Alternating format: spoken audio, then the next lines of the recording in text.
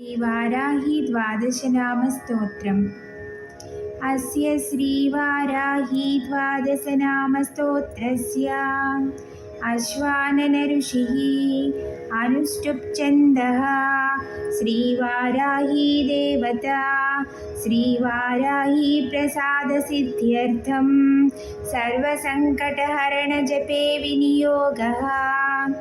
पंचमी दण्डनाथा च संकेता समयेश्वरी तदा समयसंकेता वाराही पौत्रिणी शिवा।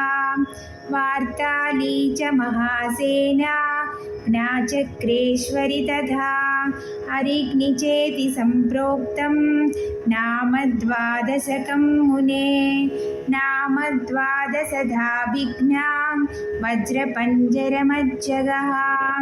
सङ्कटे दुःखमाप्नोति न कदाचन मानवः। इति श्रीवाराही द्वादशनामस्तोत्रं सम्पूर्णम्। ॐ श्रीमात्रे नमः। श्रीमात्रे नमः।